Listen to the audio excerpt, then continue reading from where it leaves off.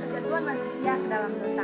Sebelum kami membahasnya, perkenalkan nama saya Ipacita Natalia Gonzales dan bersama dengan 4 rekan saya yang bernama Perkenalkan nama saya Eslis Kendro, Hermidawati Pasaribu, Rika Maria Pasaribu.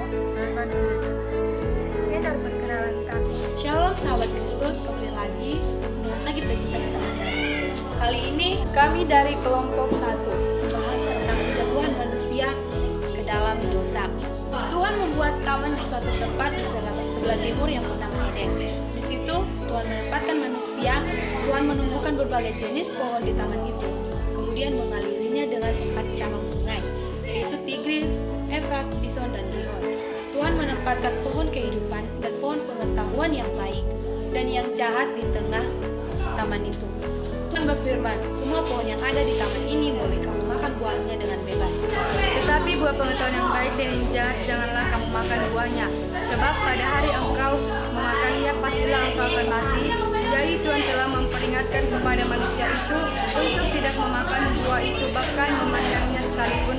Lalu Tuhan menciptakan segala jenis binatang di hutan dan burung-burung di udara untuk dinamai oleh manusia itu setelah diberinya nama kepada semua binatang itu. Adam merasa bahwa ia sendiri tidak mendapati penolong yang sepadan untuk dia. Lalu Tuhan membuat manusia itu tidur nyenyak.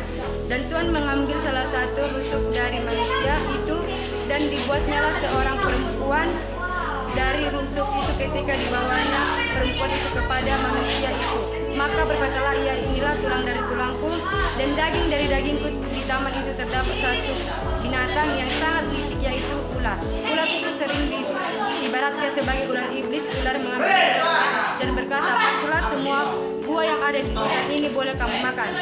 Tetapi Hawa menjawab, semua kecuali buah yang ada di tengah-tengah di taman ini, yaitu buah pengetahuan yang baik dan yang jahat. Sebab jika kami memakan, kami pasti akan dalam mati. Tetapi ular membalas, tentunya kamu tidak akan mati, malahan kamu akan seperti Tuhan, bisa tahu yang baik ataupun yang tidak baik.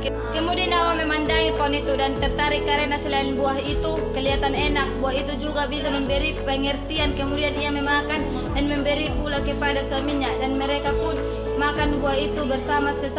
Setelah mereka memakan, mereka sadar bahwa mereka telanjang. Kemudian mereka memulai untuk membuat cawat. Kemudian mereka mendengar Tuhan datang, maka sembunyilah mereka. Tetapi Tuhan memanggil mereka dan berfirmanlah, di manakah engkau? Kemudian mereka menjawab bahwa mereka bersembunyi karena mereka telanjang. Kemudian Tuhan berkata, siapa yang beritahu engkau bahwa engkau telanjang? Apakah engkau memakan buah yang aku larang? Adam menyalahkan istrinya yang memberikan buah itu. Kemudian Hawa menyalahkan ular yang menipunya. Dengan demikian mereka jatuh ke dalam dosa. Mereka mendapatkan hukuman atas dosa-dosa mereka. Ular akan berjalan dengan perutnya dan dengan debu tanah yang akan menjadi makanannya. Tuhan akan membuat permusuhan antara keturunan ular dan keturunan manusia.